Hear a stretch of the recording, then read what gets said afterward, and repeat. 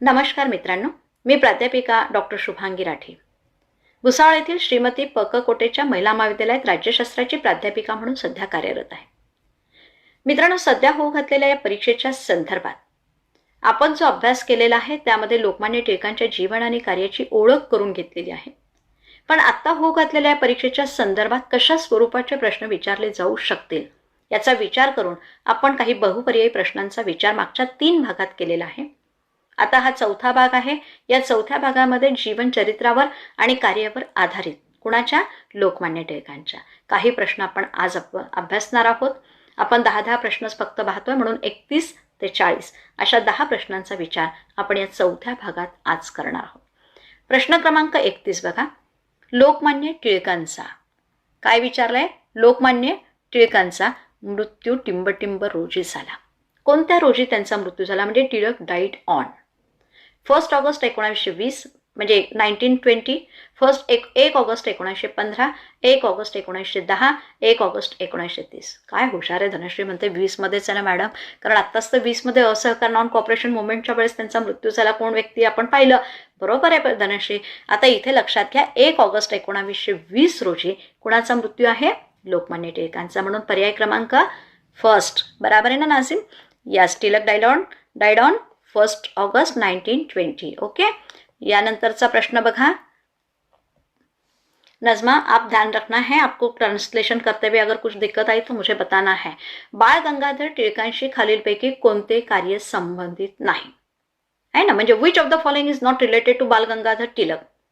1 ते समाज सुधारक, बी पत्रकार, सी शिक्षक आणि 4 फिजिशियन म्हणजे एखादा डॉक्टर असतो ना आपण तसं. आता या बाळ गंगाधर टिळक यांचं जर कार्य तुम्ही बघितलं तर ते समाजसुधारक होते का? यस, म्हणजे होते. पत्रकार होते का? यस, होते. म्हणजे ते जर्नलिस्ट पण होते, सोशल रिफॉर्मर पण होते, ते टीचर पण होते, शिक्षक होते. ते फिजिशियन होते का? नाही. मग कोणतं कार्य संबंधित नाही असा प्रश्न आहे बेटा, आहे ना? प्रश्न काय विचारलाय? कोणतं कार्य संबंधित नाही. तर इथे उत्तर काय येणार मग?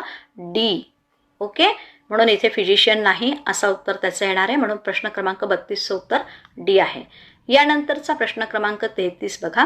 खालीलपैकी कोणत्या व्यक्तीला भारतीय अशांततेचा जनक किंवा असंतोषाचा जनक म्हणून संबोधले जाते?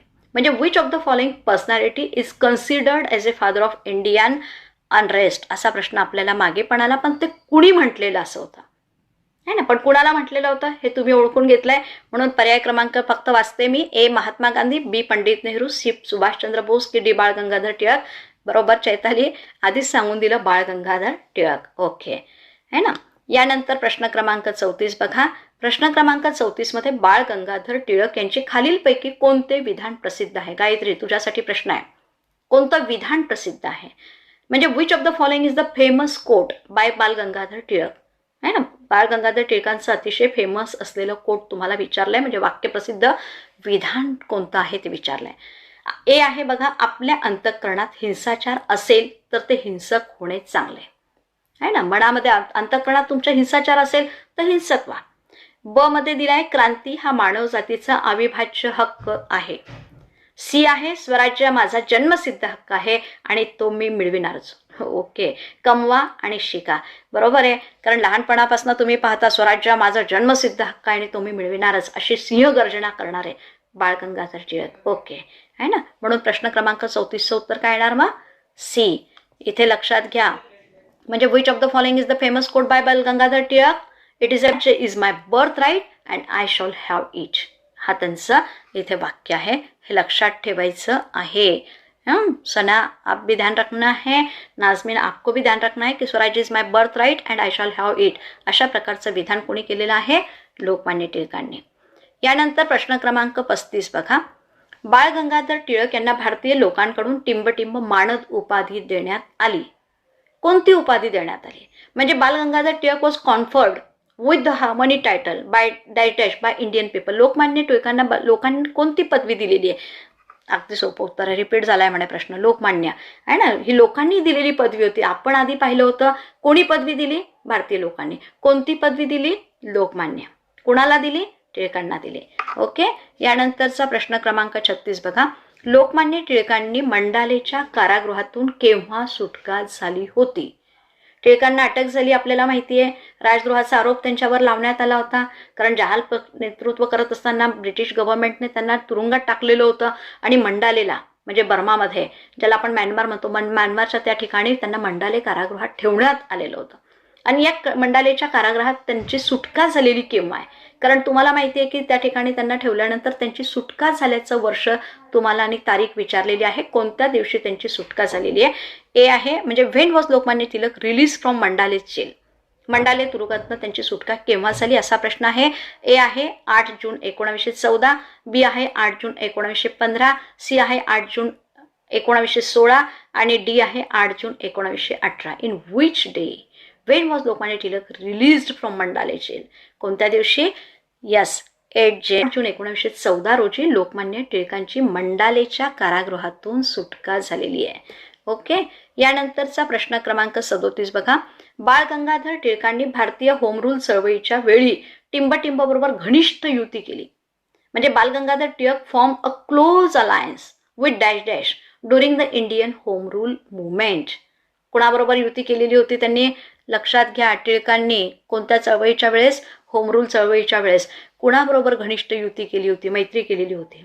ए आहे सुभाषचंद्र बोस, बी आहे यापैकी नाही अजमल खान आणि मोहम्मद अली जिना. तर मित्रांनो, इथे मोहम्मद अली जिना यांच्यासोबत हो आहे ना बाळ गंगाधर टिळकांनी अतिशय घनिष्ठ त्यांची युती झालेली होती. कोणाबरोबर? मोहम्मद अली जिना बरोबर. म्हणून पर्याय कोणता उत्तर येणार आहे? डी. यानंतरचा प्रश्न क्रमांक 38 बघा. बाळ गंगाधर टिळक टिंबटिंबमध्ये भारतीय राष्ट्रीय काँग्रेसमध्ये सामील झालेले केव्हा सामील झाले? म्हणजे Gangadhar Tilak join Indian national Congress in dash dash year. कोणत्या वर्षी ते राष्ट्रीय काँग्रेसचे सदस्य बनले? आपण बघितलं 1885 मध्ये राष्ट्रीय काँग्रेसची स्थापना झालेली आहे आणि राष्ट्रीय काँग्रेसची स्थापना 1885 मध्ये आहे. बरोबर आहे. यानंतर आपण पाहतो की सेकंड अध्यक्ष झाले होते दादाभाई नौरोजी 1986 मध्ये. पहिले अध्यक्ष आहे उमेशचंद्र बॅनर्जी. पण गंगाधर टिळक म्हणजे बाळ गंगाधर टिळक, इथे लक्षात घ्या लोकमान्य टिळक, लोकमान्य बाळ गंगाधर टिळक असं लक्षात घ्या. इथे तुम्हाला चेंज करावं लागेल, फक्त टिळक म्हटलं तरी चालेल. लोकमान्य टिळक, इथे लोकमान्य टिळक. केव्हा लोकमान्य टिळकांनी राष्ट्रीय काँग्रेसमध्ये ते सामील झालेले होते ते वर्ष विचारलंय तुम्हाला. आणि ते वर्ष बघा 1880 तर येणार नाही. त्याचं कारण तुम्ही समजू शकता, कारण त्यावेळेस तर स्थापनाच झाली नाही 1885 मध्ये. 1910 येत नाही, कारण त्यावेळेस ते मंडालेच्या तुरुंगात होते. निश्चितच 1890 मध्ये, कारण इतक्या उशिरा पण नाही, त्या आधीच म्हणजे त्याच्यामध्ये सामील झालेले होते. ते वर्ष आहे 1890, 1890. आणि सी पर्याय उत्तर हे बरोबर आहे. यानंतरचा प्रश्न क्रमांक 39 बघा. टिंबटिंबमध्ये टिळकांनी सार्वजनिक ठिकाणी घरोघरी गणेशाची उपासना केली. आपल्याला माहिती आहे की लोकमान्य टिळकांनी लोकांमध्ये जनजागृती करण्यासाठी गणेशोत्सव सुरू केलेले होते. पण आपण पाहतो की गणेशोत्सव हे प्रत्येकाच्या घराघरामध्ये साजरा होणारा सण होता. याला सार्वजनिक ठिकाणी आणि घरोघरी गणेशाची उपासना केली त्याचं ते वर्ष विचारलंय. म्हणजे dash dash Tilak transform the household worshipping of Ganesha into a public event. म्हणजे घरातल्या असलेल्या घरोघरी गणेशाची आपण जी पूजा करत होतो, उपासना करत होतो, याला सार्वजनिक स्वरूप कोणी दिलंय?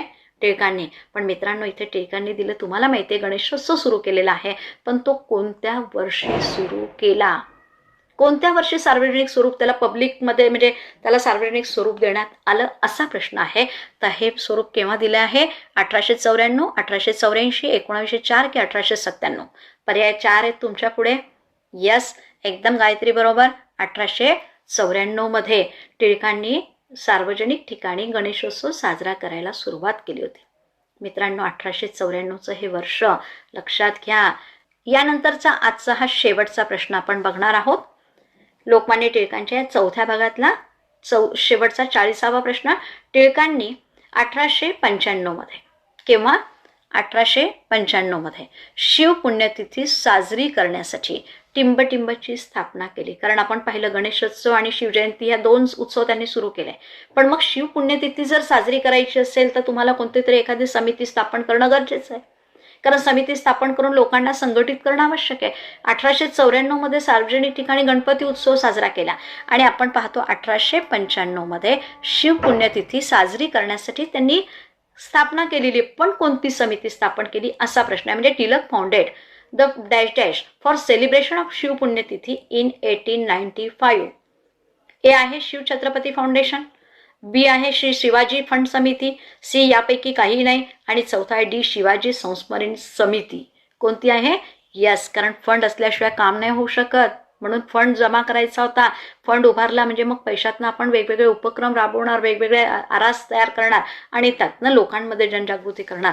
म्हणून श्री शिवाजी फंड समिती त्या ठिकाणी एस्टॅब्लिश करण्यात आलेली होती. म्हणून इथे लक्षात घ्या, Shri Shivaji fund committee was establish आहे ना फॉर सेलिब्रेशन ऑफ शिव पुण्यतिथी इन 1895. ओके मित्रांनो, अशा प्रकारे आज चौथ्या भागामध्ये आपण पुन्हा 10 प्रश्न असे एकूण 40 प्रश्नांचा अभ्यास केलेला आहे. निश्चितच आपणास या प्रश्नातून त्यांच्या कार्याची आणि त्यांच्या इतर महत्त्वपूर्ण बाबींचे असलेले बारकावे लक्षात येत असतील अशी अपेक्षा बाळगते. आपणास व्हिडिओ आवडला तर लाईक आणि शेअर करायला विसरू नका. अद्यापही माझं चॅनल जर सबस्क्राईब केलं नसेल तर ते करून घ्या, जेणेकरून यापुढच्या व्हिडिओचे नोटिफिकेशन्स आपणास प्राप्त होण्यास मदत होईल. ओके, धन्यवाद.